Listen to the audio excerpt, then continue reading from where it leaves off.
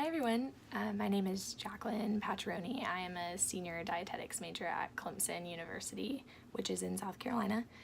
I am originally from Charleston, South Carolina, which is by the coast, and Clemson is in the upstate, so it's about 4 hours away.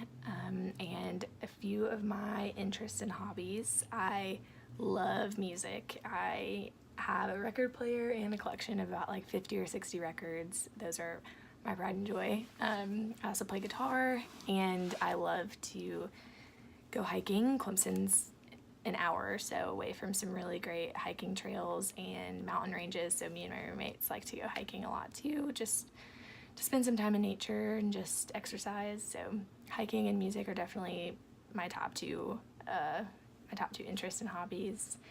And I think something that sets me apart from a lot of the candidates is that I've realized that a lot of people in my major and people that work in the dietetics field in general tend to be very type A individuals. There's nothing wrong with that, but I think something that sets me apart is that I'm, for the most part, a very type B person. I'm just a very go with the flow person. I like change a lot. I like taking risks. I like spontaneity. I like new challenges and opportunities. And I obviously do have some type A characteristics. I don't think I would have made it this far in this major if I didn't have some characteristics of a type A, such as organization and planning and things like that. But for the most part, on a day-to-day basis, I'm a very type B person. I just take what life hands me and roll with it. So I think that is definitely something that sets me apart from a lot of the candidates that will be applying for this dietetic internship. And I think that it's something new that can be brought to the table. I'm not your average type A dietetic student. I can bring new characteristics to your program. So that's me, and we can get started.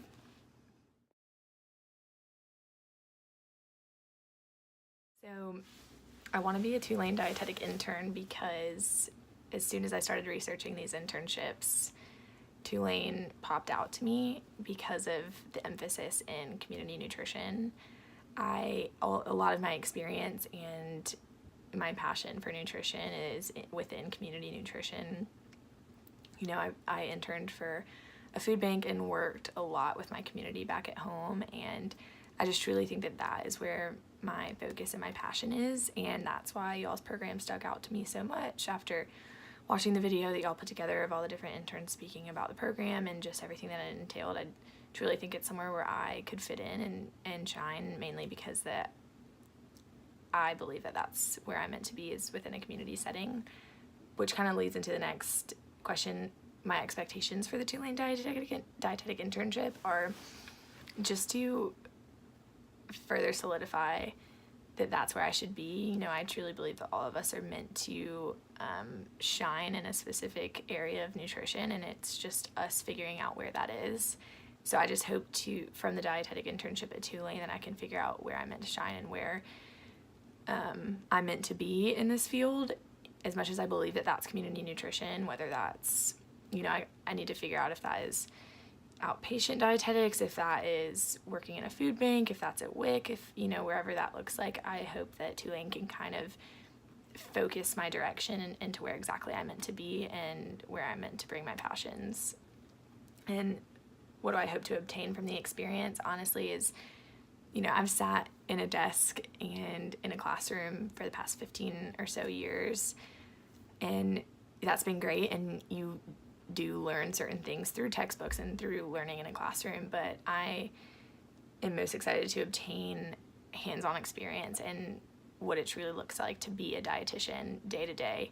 I think there's something to be spoken for working hands-on. I'm a very kinesthetic learner. I really like to be hands-on. That's why I've always loved lab classes the most at Clemson, is I love to do hands-on work, and I think that is what the internship can bring that a lot of my classes here at Clemson haven't brought, is something that's hands-on. And so I'm excited to experience and learn things from this internship that I haven't gotten in a classroom setting for the past 15 or 20 or so years. So that is what I'm most excited to obtain from the Tulane dietetic internship.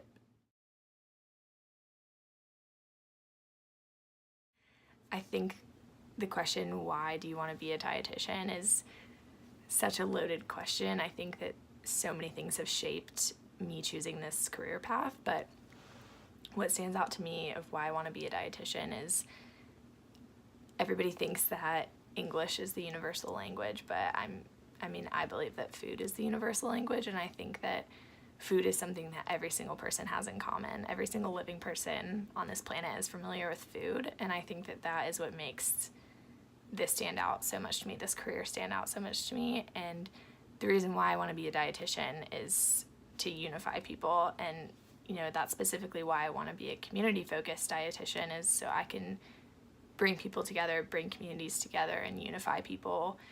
Because food is our common thread. It's something that we all have in common. It doesn't matter your socioeconomic background, your age, your race, where you come from. We all have food in common, and we can all experience food and love food together. And that's why I want to be a dietitian, is I want to unify people and bring people together. So where I expect to find myself in my career after this internship, like I said, I hope and think that right now I want to be in a community setting, whether that's working for a school district or working in a food bank, whatever that looks like. I think that that is where my passions are, is within community nutrition, and that's where I hope I see myself after this internship. But again, what I was hoping to get out of this Tulane Dietetic internship is a more narrowed and focused idea of where I want to be. And if that's not community nutrition, then that's okay, but that's what I'm hoping to get out of this internship. And right now where I expect to find myself in my career is in a community setting, but that could most definitely change. And where I see myself in 5 years is I want to receive my master's degree in either business or health administration. And I was thinking about doing a master's right outside of undergrad, but I wanted to work in the field first and really figure out like where and what type of master's degree I wanted to get and how it could craft and shape my career for the future. And so I really think that after working a few years in the field and receiving a master's in either business or health administration, then that'll open up even more doors for me. I have most definitely felt uncomfortable in a work situation. I think that I worked in food and bev for almost 6 years now, and food and beverage is basically all uncomfortable. It's, different issues with customers, fellow employees, miscommunication with managers, customers to managers, things like that. It's just a very fast-paced, high-stressed, oftentimes uncomfortable environment, because a lot of the times people in food and bev say things in the heat of the moment, whether that's a customer or a manager or a fellow employee. And if you don't have thick skin, it can definitely get to you. And so I would say something that stands out specifically was my waitressing job this past summer. It was my very first day on the job. It was a new job. I had worked at a previous restaurant for 5 years, and I started at this new restaurant this past summer, and it was my first night.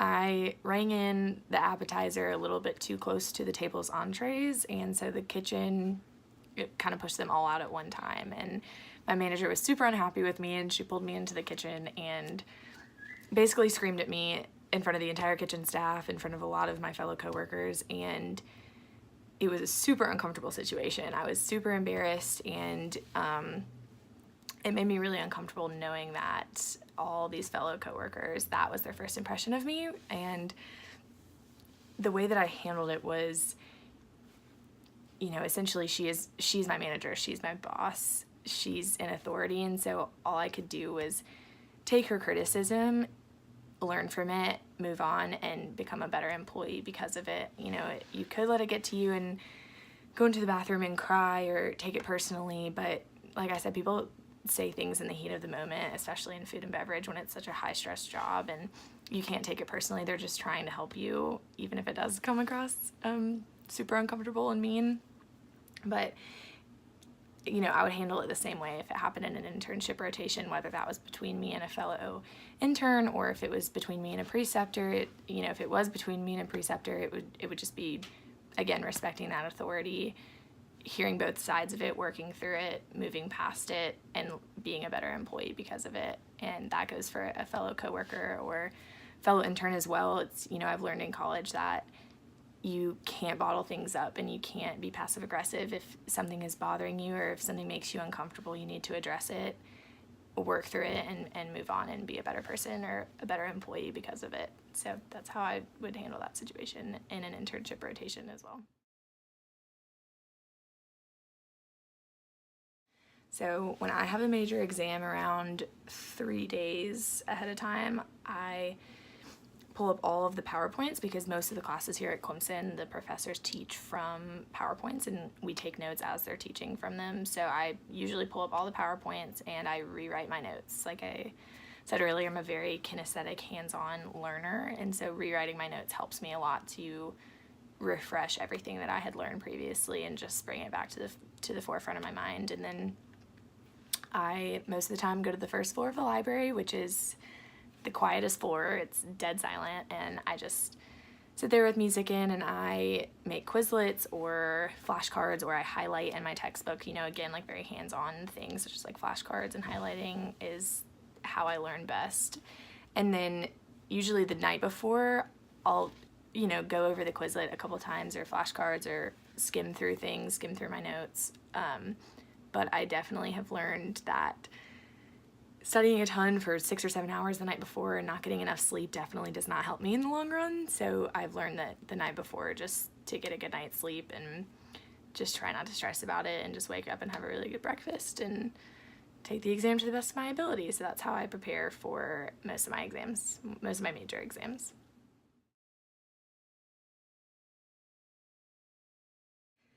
I would say it was when I was accepted into the bridge program my freshman year here at Clemson.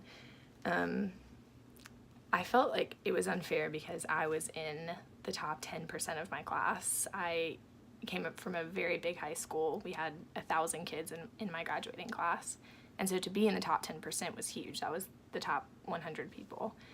I was an honors and AP student. I had a really great GPA. I was involved with so many things in high school, yearbook, chorus, all these things.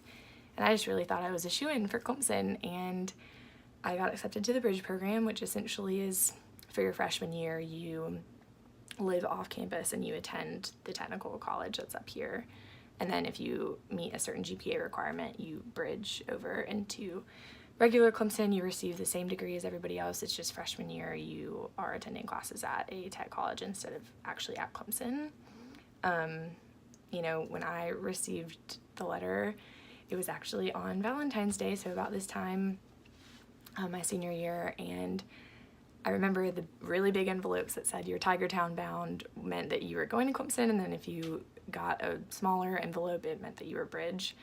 And I remember opening my mailbox and seeing the small envelope and just remember sobbing my eyes out, and I just felt like I was treated super unfair.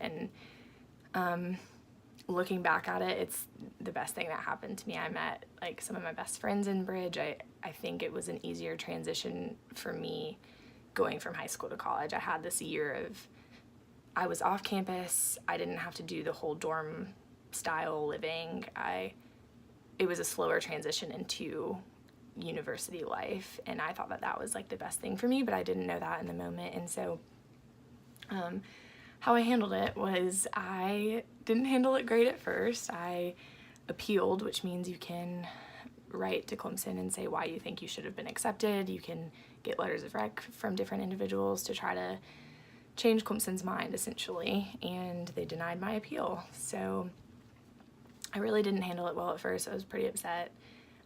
Once I was in bridge, though, I realized that that's where I needed to be. I got placed near a lot of my best friends from high school in bridge, and I met some great people. And like I said, you don't realize it in the moment, but you look back and you realize it was the best thing for you, and that is exactly what the bridge program was. And so I'm thankful for it, and I'm thankful that I didn't turn away from it. I had gotten accepted into all the other colleges that I applied to. I could have just been like, well, I don't want to go to the bridge program. I'm going to go to USC or College Charleston or somewhere that I had gotten into, but I knew that I wanted to graduate from this university, and so I stuck it out, and it was the best thing to happen to me. So definitely handling it with grace and just pushing through it and being able to look back and see that that was exactly what I needed that year is a good feeling. So.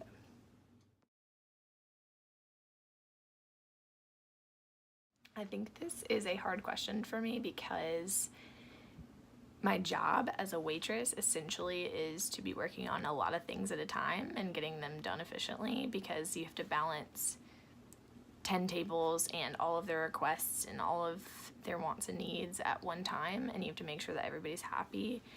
And I think that I've learned to work in that kind of environment, and I've learned to be good at working on many things at a time, because that's essentially what waitressing is.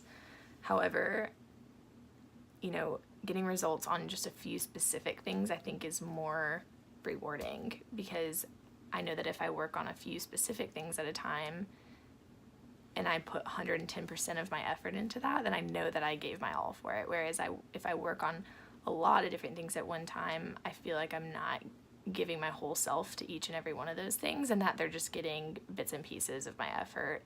And I think I would rather put most of my effort into just one or two things rather than putting my effort into a lot of things. But like I said, I've learned to work efficiently in both of those aspects, you know, whether that's working with many things at a time, like waitressing, or that's working with like one or two things at a time. So that would be like giving an example of working on many things at a time would be my waitressing job. I mean, you have to balance all these different requests and wants and needs from all these customers and issues and problems, or just, you know, talking to them and being friends with them. You have to handle a lot of things at one time, and I've learned to work efficiently in that environment. And, you know, but I also know that when I do put my all into like one thing or two things, I feel more rewarded because I know that I put more of my effort into that. And like an example of that would be recently I decided to train for a half marathon, and it takes a lot of dedication and a lot of time management to be diligent about going to the gym and sticking to your training plan and making sure that you are giving your body what it needs. And if you do need a rest day, take that rest day and adjust your plan for it. But it's been taking a lot of diligence and dedication to stick to that plan. But I know that I'm putting in my full effort into that, and it'll be more rewarding when I do cross the finish line for my half marathon, that I'll know that I did put my 110% effort into that. Whereas if I decided to do a ton of other things right now, like work on all these projects or you know, learn a new song on guitar, I wouldn't be putting 110% into my training plan for my half marathon, and it wouldn't be as rewarding crossing that finish line because I didn't put in 110% of my effort. So I think that I've definitely learned to kind of adapt and work in both situations, but I'm definitely more so rewarded when it's just one or two things at a time, because I know that I put my all into them.